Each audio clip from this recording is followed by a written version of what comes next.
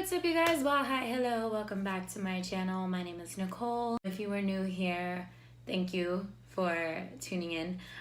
Make sure to like, share, comment, and subscribe before we get started. Now, today we are going to read another Reddit story, and it actually kind of caught my attention because I know what the elevator game is, and I've never played it, and I'm definitely not going to play it. But I have seen a few YouTubers play it, and so today we're gonna read a story about it. But first, if you don't know what the elevator game is, it's a lot easier for you to probably look it up, or I will actually link Sam Golbach.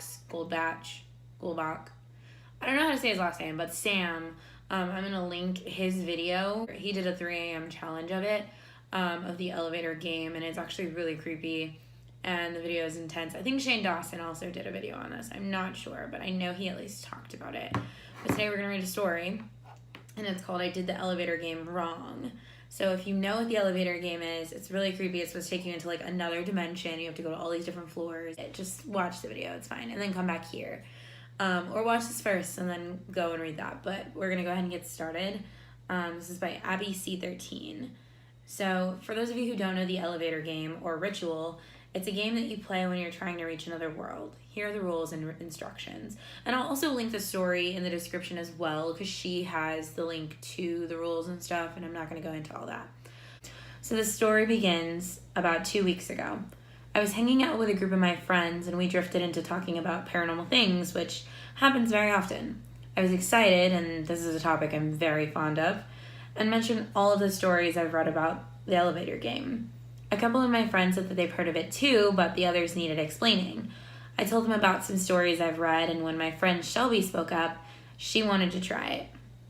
The rules say that you must do it alone in at least a 10-story building, but she was too scared to do it alone. Everyone volunteered me to go with her because of how much I knew about the game. We chose a hotel called the Renaissance Hotel, haunted by a man who jumped to his death. The hotel was a rather nice and very tall hotel that I've stayed at before. We drove to the hotel and waited until about 3 a.m. to go in because apparently that's the best time to do it. Before we even entered the hotel hall, something seemed off. There was no staff at the front desk, and the lobby overall was empty. I shrugged it off and walked towards the elevator. Before we came to the hotel, we each printed a copy of the instructions so we would know what to do. Shelby and I walked to the long halls of elevators, 3 on each side, while our friends got comfortable in the lobby couches. She wanted to do it together, but I told her that it wouldn't work that way. I could tell she was nervous, so I asked if she wanted to stay on FaceTime while we did it. Her phone was at 76% and mine was at 87%. This meant we would be able to stay in contact the whole time and make sure we got it to each floor at the same time.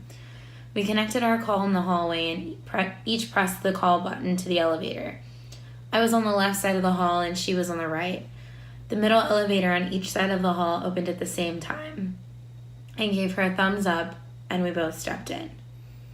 I opened my list of instructions and I could hear her opening hers too, but I noticed that the FaceTime screen was frozen. Shelby, can you hear me? She didn't answer at first, but a minute later I heard her mumble a small yes. We started the ritual, going from the 4th floor to the 2nd floor, and then to the 6th floor and back to the 2nd floor. Our timing seemed pretty good, and I always heard her elevator door close at the second after mine through the phone. We each pressed the button for the 10th floor, and when we got there, I didn't see her elevator open, since we were right across the hall from each other. I punched the button to hold the doors open and waited a second longer. Then I remembered we were on the phone together, so I asked her where she was. She said she had already gone down to the 5th floor, so I punched the button and started descending. This is where things got weird. As soon as I hit the 5th floor, I lost service and the FaceTime call disconnected.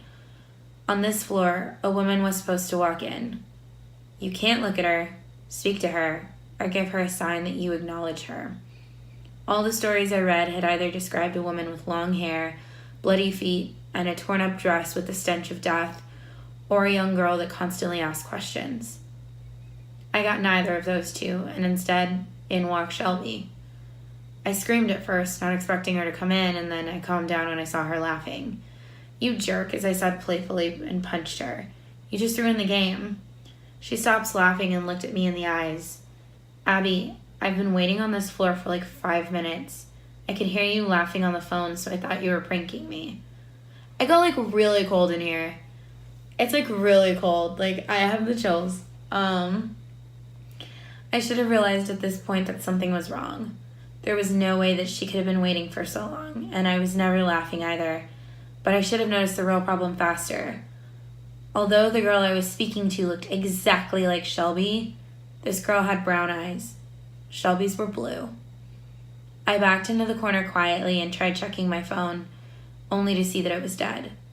Not possible. Not possible. Not possible. That was the only thought in my head, until I realized the elevator was moving.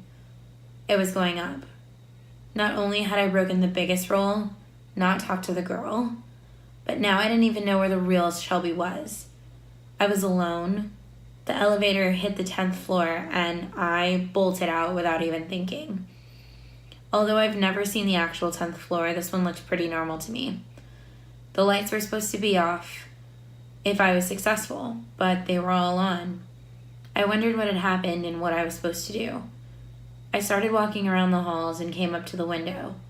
I knew I had done the ritual because there was a red cross in the sky. I expected a bright red cross like the one Jesus died on, but instead it was more of a bloody red plus sign.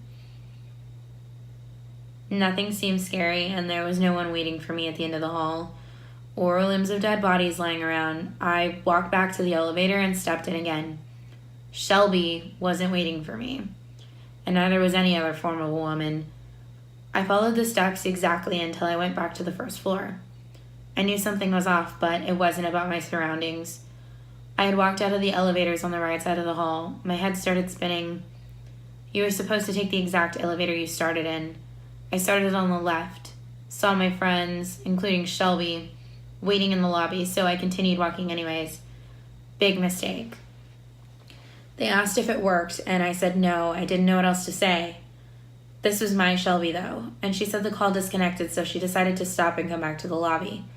We left the hotel laughing and joking, and eventually all went our separate ways. I got back home at 2:53 a.m., and I knew that this wasn't possible because we got to the hotel at 3.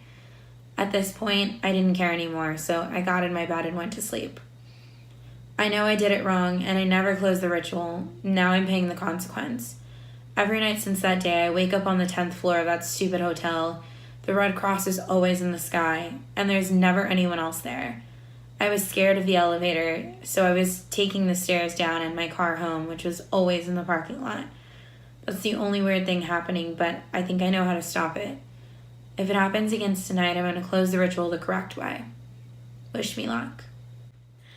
Woo! Alright, so I'm like mentally envisioning this happening. I think it is really creepy, and I'm really interested to see where the story goes. So whenever there is an update on this story, I will definitely post one. Let me know what you guys thought of the story. I'm really excited for the update. I want to know how this goes. And yeah, thank you guys so much for watching. I hope you guys enjoyed this video. Make sure to like, share, comment, and subscribe. I am actually really, really close to my 300 subscriber goal. I am at 279 subscribers. That means that I need 21 subscribers to hit 300.